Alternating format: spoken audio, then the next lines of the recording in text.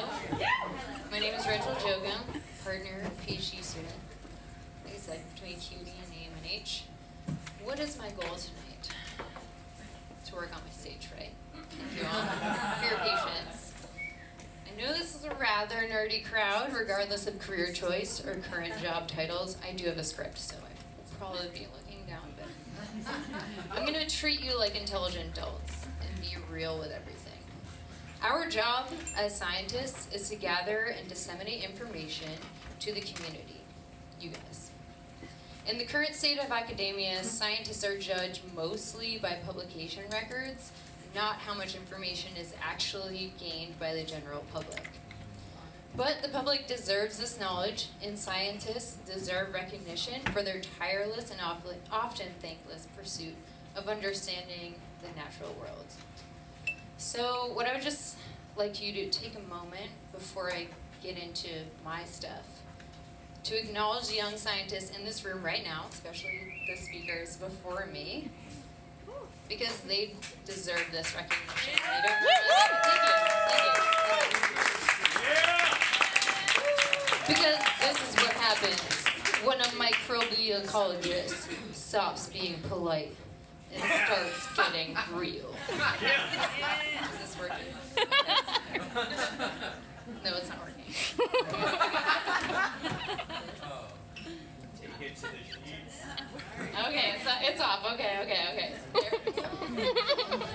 Down. It's kind of down. Yeah, okay, there we go. So my goal as a scientist is to gather new information about the evolution of organisms and their microbial symbionts, which was touched upon in the first talk, by sequencing DNA from an endemic wild system. In order to do this research, I have 4 major tasks. Let's see if this works. Bam! First is field work. This is the main reason most of us are in this biz, because you know it ain't for the money. We get to go into the wild and collect samples straight from the source, no middleman. The second is lab work. We extract DNA from our samples, target specific genes using what I like to think of in my head as essentially magic, and get a machine to tell us the amino acids, shortened AGCTs, in a text file. The third is data analysis. This is when we take these AGCT sequences and attempt to turn them into hard data. This is usually done at your desk, sometimes at a random cafe at 11 p.m. because you need to suffer somewhere new. Because we're sick of staring at the same fucking pictures every day. The last one is interpreting and sharing the conclusions you've drawn from your data analysis. At first glance, it looks a lot like the data analysis step, but I invite you to look closer at the clear signs of suffering and anguish and doubt, existential doubt in the face. Now, what we've led you to believe is that the majority of our work is all the cool expeditions and collecting trips we go on, because that is obviously by far the best part about the work. But we also tend to play up the genomics because of how cool that makes us sound. We even talk up the data analysis because it usually involves like computer programming, and that makes us sound really smart. But however, we don't really talk about the interpretation and sharing step. But as this is true life, I'm here to tell you this is not an accurate ratio of what it takes to be a microbial ecologist, or really any scientist or ecologist for that matter. Based on my experience and those of my peers, this is the true life breakdown of what makes up microbial ecology research.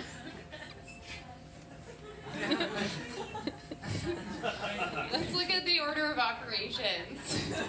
This is a little breakdown of my research. Field work, lab work, lots of money. Sitting here making it look like something and then trying to make it to something digestible. But what I do is I collect butt swabs to look at symbiotic microbes living in buttholes. That's not the last time I'll say that word. So the first step is field work. one of the easiest things to glorify via social media, especially. Here are 3 cool photos I shared in my expeditions to Indonesia. I love camping in a hammock. It's the best, especially, so I can brag about it. It's like I lived for 30 days in the jungle in a hammock. But here's the true life of camping in a hammock during field work in the jungle, taken from my field notes. If there was an instance one day where I was already working about 20 hours, it was 2 a.m., I was like, I'm going to bed, and I realized my zipper was open. And these ants have decided to use my tent as a way to get to the other tree, which was great, but they sting if they feel threatened, and they will tell each other through like pheromones, and they'll all sting you. So I had to like murder all of them, and it took me like at least better part of an hour. So that's true life there. So this is what taking when I camped for 3 days by myself at the summit. I was manning some mist nets, which is what we use to catch live birds so I can swab their buttholes. I look pretty pleased with myself, like, look how badass I am, right? In reality, the entire team was dealing with a water shortage, and I was only allotted 3 liters of water for 3 days of hiking and camping up by myself. In this photo, I'm actually ready to use my machete to deal with how I felt about that. I'm actually, like, pretty upset in that photo. Here's a great example of something that plagued my field existence in the 3-month-long expeditions I've done. So I had these rashes. It was just one of them. I mean, rashes, and we play was it plant or animal when we have inexplicable lesions and such. So this is me trying to figure out why I had these rashes for at least a week. Couldn't sleep, had to take Benadryl in order to sleep and deal with life. So it turns out these rashes were not from the myriad of unidentifiable plants around the camp. Rather, it was an allergic reaction to a tree that one guide, who was later made fun of by all of his friends as a local man, he used to make my side of the bench that I had to sit on every single day to do all of my work. The locals call it the fire tree. That's the English translation. I couldn't sleep for 2 weeks, and the best part is we didn't figure that out till afterwards. So upon surviving the field and successfully bringing back samples legally, which is a struggle in and of itself, the next step is genomic lab work. So the media these days makes it seem technologically breathtaking, instantly gratifying. And here you don't normally meet such pleasant lab techs. Plus there's so many lab safety protocols here I can't even deal. This is not true. My lab work consists of extracting DNA from butt swabs into tiny tubes and paying thousands of dollars in grant money to get text files of those AGC tests. This is just a glimpse into what it takes to get these little tubes of DNA from butt swabs. For my most recent round of lab work, I processed 80 samples in 6 12-hour days of 6 hours, or 12 hours, 12 hours, 6 days in a row of that. And the best part is because microbes are everywhere and I'm studying microbes, I could potentially contaminate my samples at any step. And it's hard to know if and when that happened. So constantly, it's like if you have OCD at all, like I have a little bit, I just like let it go. Like sterilize, re-sterilize, UV radiate, everything. So basically you pay thousands of dollars and you spend countless hours to get genomic sequences. In return, you get a 12 gigabyte text file of 4 capital letters, kind of a ripoff. This is literally what I got out of all that. So once you get that, it's time for data analysis. It seems really cool. Like Napoleon always says, computer hacking skills are attractive. He's not wrong. But the reality is, especially when you're doing genomic-based sequence work, it's impossible task to go from sequences to stock figures. We use multiple coding languages, terribly named programs like Chime, GimeSat. That was an inside joke if Isaac was here, which he's not. The next few slides are just a glimpse. So this is the first round of sequences I got. Notice the start date. So just going through just normal life. When I contacted the guy who gave me the sequences, like, why isn't it working? Oh, the guide you're using is old. You need to like do that was, a month wasted. Continue, notice now we're in October. I take really good notes, and I'm so glad when I was doing this talk that I did that, because I was able to go back and be like, this is the real struggle. And then months and months and months, a coding version of slamming your head into a wall repeatedly, which is what I did, I finally made some things. This is a bar plot of 20 microbe families found in butt swabs of a pilot study I did of lizards in southern Florida. And then over here is what's called a PCOA plot. I couldn't tell you without Google in front of my face what it does specifically, but it's clustered if these are all individual lizards, and if they have similar microbial communities, then they cluster together. So there's like a few weirdos. So this is a great segue into the next step of research based on my explanation of these, which is interpretation and reporting. You may think we are revered in society for our contribution to humanity's understanding of the natural worlds, but we aren't. It's like, how many intelligent, capable scientists never get major recognition for their research achievements? It's like thinking of how many people are billionaires versus how many people tried to be billionaires. The majority of interpreting and reporting is writing a manuscript, submitting it to a research journal, receiving feedback from expert anonymous reviewers, and then finding a way to pay the thousands needed for publication. Our worth within the scientific community is based on how many publications we have under our name.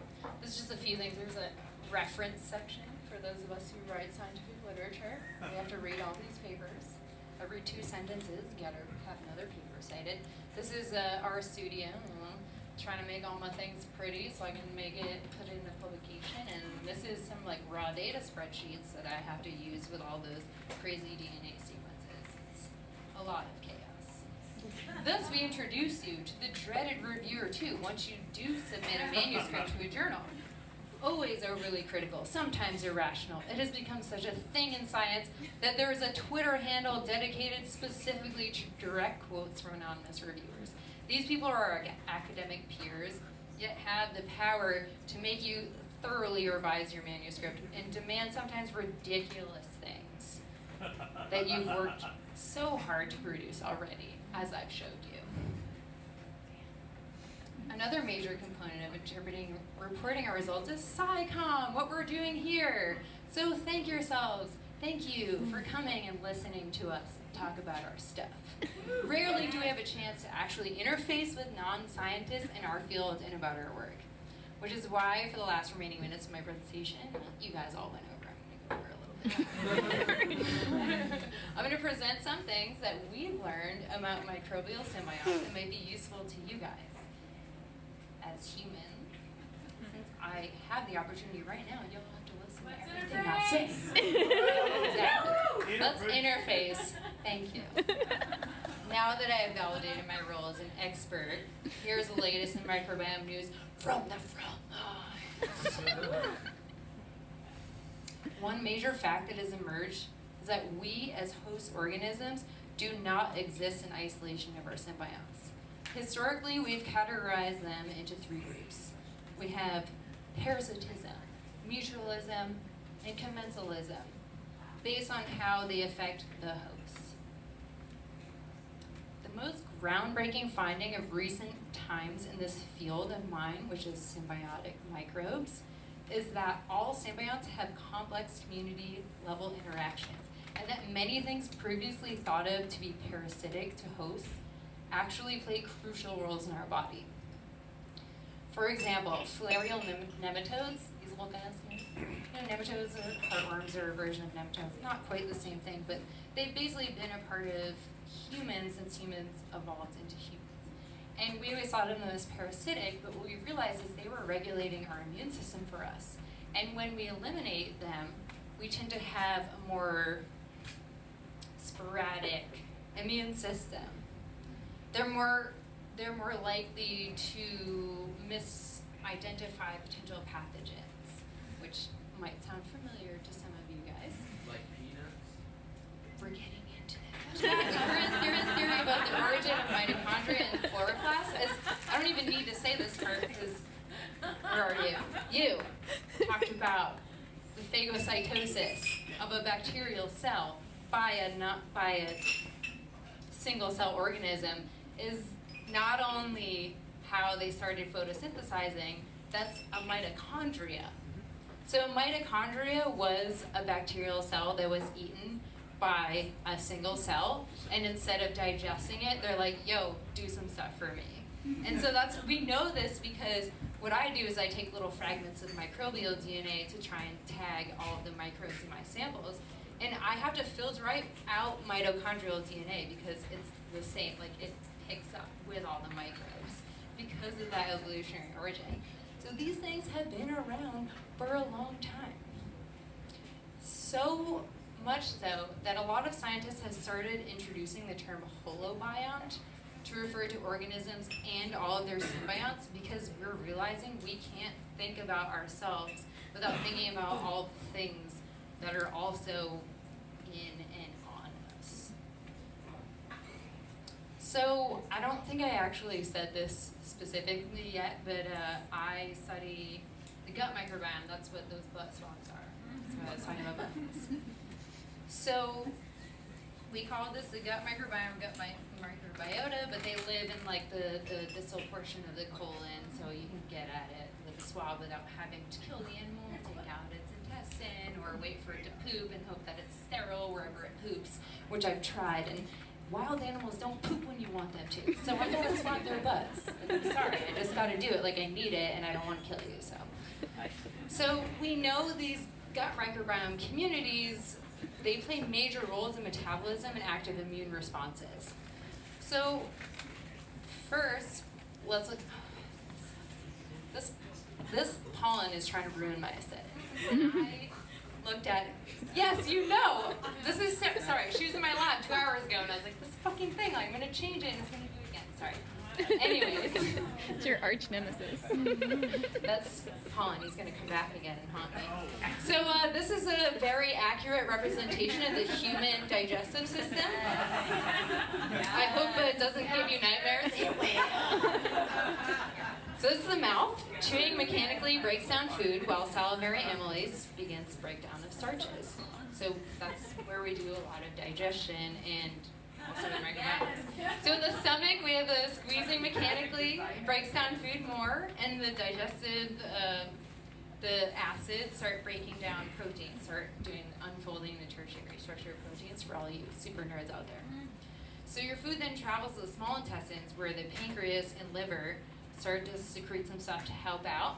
Yeah. They have the I also, moonlight as a graphic artist if you ever knew this.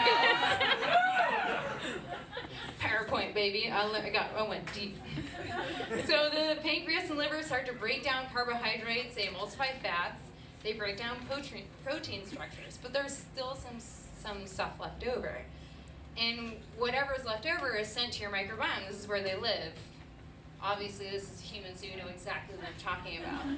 But it's basically like right inside your butt. So they feed on the remaining material that we don't digest. And their favorite food in the world, there's more. Your favorite food in the world is insoluble fiber, especially like tough plant cells that the walls can't be broken. In exchange for providing them a safe, warm, mucousy place to call home, in the distal portion of your colon, they break down this insoluble fiber into short-chain fatty acids, and they also convert indigestible molecules to absorbable nutrients. We're still looking into, we need to do enough studies to confirm this, but like a lot of essential amino acids and things like that. So we're also learning that microbial symbionts are the cell swords of our immune system. They play a major role in active immune system. Well, you know why, because sometimes they turn on you. Give it away. So what they do is it's fucking falling again, that's what I'm telling you. It was transparent 2 hours ago. It's being an asshole. So they help our immune system identify pathogens. I don't know if you remember them from the colon, from a beautiful diagram. But they're here to help you. They identified pathogens from non-threatening molecules via antibody recognition, and I've been playing a lot of Skyrim, so like, this is how I decided to do it. So like, this is a pollen grain, which, even though I hate him right now, is not bad for you. This is the protein structure of a peanut that is the most common allergy, the tertiary structure. And then this is lactobacillus, which is in yogurt and a lot of fermented things. And so the microbes here are able to recognize that this is a pathogenic thing out of all of the things coming into your body. So what allergies is simply is misidentifying enemies. So here we have someone with a peanut allergy and a pollen allergy, and their microbes are misidentifying them and reacting and having their immune system freak out about it. And that's basically what allergies are. And we're still trying to figure out the pathways. So I can't, like, in good faith, give you any, like, more than that, because it would be, like, not real science. So, but we do know how to keep your microbes happy. So, with whatever little time I have left, we're gonna say, these microbes, hey, I can jive without oxygen. I love breaking down cell walls. Can we hang out in your butthole? And whenever vertebrate ancestors started this relationship, it was like, yo, that's cool. Just, make me some antibodies and, help me convert, like, this stuff, like, I need this vitamin. So, like, I can't digest this, but, like, you could. So they don't like processed food because they want that insoluble fiber, which is basically cells, like plant cells and things that can't be digested. So this is a good depiction of a healthy diet. I mean, you can still have your pizza, but as long as you're eating some sort of uncooked food, especially because cooking breaks the cell walls, it will pass all the way through and your gut bacteria will have something to party with. Also, limiting antibiotic use, especially broad spectrum. Antibiotics are very important for dangerous things that can hurt you, but it should always be a last resort because you're also wiping out all of your friends and it's going to mess with your immune system. So, okay, real quick. How can you learn more? Google is a bunch of dum-dums trying to sell you stuff. Instead of reading this dumb shit on the internet, read stuff by humans whose primary role in society is to learn things and report back to other humans. That's us. So please, use Google Scholar instead of Google. Here's an example of why. Here's same search. Google gut microbiome. Yeah, there's some primary literature. Here's one. 10 ways to improve your gut microbiome. Went to it. Dr. Joggers trying to sell you some bottled probiotics. Google Scholar, it's all actual literature. So basically, a lot of Google is trying to sell you stuff, especially the first 10 pages. So if you don't really like technical writing and you're using Google Scholar, use the term review. It'll be more qualitative and easier to digest. And because articles can cost around $40 per manuscript, you often have to do a little digging to find the actual PDF. But if you look for all versions, you can usually find it. This is a serious hacker. So you go to that, and then it will show a PDF, right? Oh, sorry. So also, keep going to these things, obviously. Talk to people.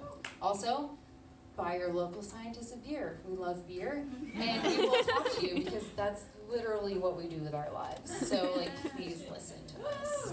And also, I'm officially saying don't use this.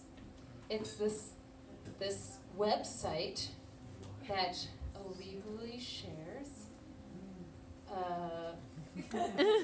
scientific articles, but don't ever use it. Any article you ever need that is unattainable because of subscription costs are here, but you shouldn't use it because I'm an official scientist. Thank you.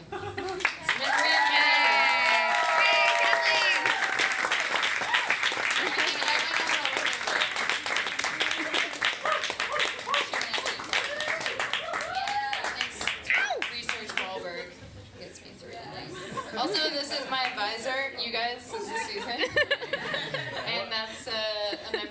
lab, and my roommate, Dusty, and Isaac was mentioned. Who's that brilliant quotation by? Oh, this one? Oh, this is my neighbor. She lived across from me. She passed away last month. She used to make me late to things because she would start talking to me and was deaf, so I just like listened. But she was like, she loved me and like what I was wearing every day, and this is.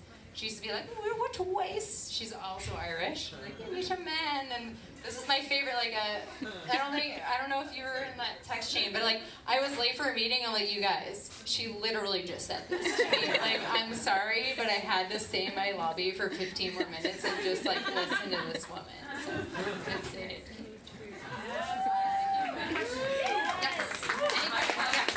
Yes. How do you swab a lizard's butthole? She asked, how do you swab a lizard's butthole? First of all, I will say, I don't even think I can count how many different species of animals' buttholes that I've swabbed.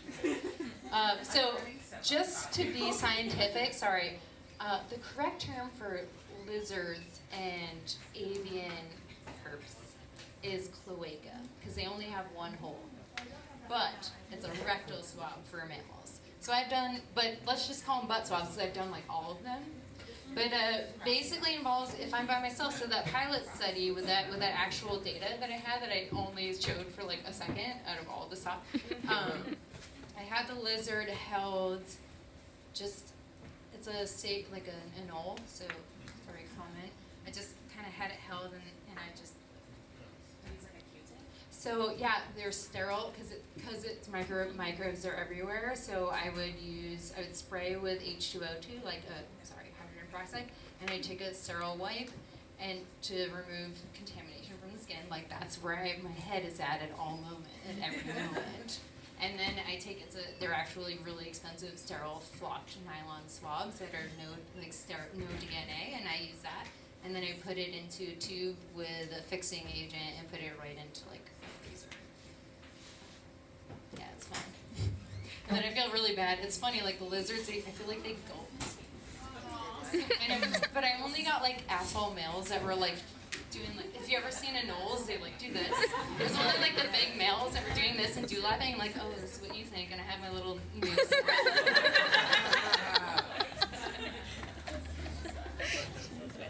Yes. Yes. So I'm a soil scientist and a geologist. The originators of the microbiome. Thank you. What up? I feel I should just stand and feel. Yes, please do. It's proper. Sharing safe So all the I time. feel like the global soils are the Earth's butthole. Oh, absolutely. Because it has to come from somewhere. Yeah. The microbes come from somewhere. They're not like dying. They don't just like they're coming from somewhere. It's like energy. It's not created or destroyed. It's just transferred. Yeah. Mhm. Exactly. Exactly. So, It's a circle. but seriously, going back to your hashtag SciComm and your coding journey, Yes. as someone who is looking into the microbiome over time. Can you tell it was chime 1? Sorry. Too deep. But Your mother user. Sorry, it's early in my journey. I'm specifically trying to speak to the public in vernacular about the work that I'm doing, and so how might you take what you learned and express it over time? So genes over time, the genome in the soil column, like genetic array, as well as stable isotope analysis. Well, that's a lot. And that's the problem. Like, I don't think I played up how expensive every single step was and how limited a PhD student's budget is for research, depending, also like how much time it takes to apply to grants to get more money to do this stuff versus how much time you actually have to do everything. But all of these things are part of this one, the explanation. But for me, I do 16S, so I do amplicons. The micro amplicon. Yeah, we can talk later. I don't think anyone else gets this, so let's keep it to the group. Read the credit. Just real quick, sorry. It just Okay. goes back to what you were talking about. What if, hypothetically, that the human species was really just a fruiting body for all these symbionts, our sperm and Well, if you've ever read a lot of, I love this book, Lab Girl by Hope Jaron. Anyone? No?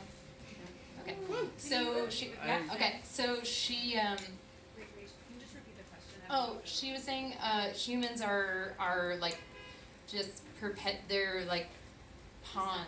And the microbes are controlling us, right? Like we are vessels for microbes. That's our, yeah, exactly. Yeah, exactly. I mean, but that's like, you know, the idea that, think about native people in South America who propagate fig trees, like they protect like they clear out other baby trees to let the fig trees continue to grow so they have food. Is it the humans helping the trees, or is it trees training the humans? So, I mean, this conversation could go on infinitely. Any other questions? Yes. I have one. So you're, the samples you take in the butt So butt swabs. are they supposed to be like representative of the entire gut microbiome, or just part of it? Great question. So is it just like the- So what I didn't mention is like the mucosal layers versus, so fecal versus swabs versus taking the actual distal colon tissue is going to get you different layers. But the fecal is more transient, more lumen, and then when I do it, because they're flopped, I'm getting that epithelial layer. So what I think of it as like a snapshot of what's going on right then and there in the distal portion of the colon, which is less representative of like what they're eating, more of like what's there, Okay. like established there. Yeah. Does the butt swab involve penetrating the cloaca, or is it Yes. on the rim? Oh no, you got to get in there because they're anaerobic. So if they're on the rim, then they're not actually doing that digestion. Anyone else? Okay, thanks. Okay. Thank you.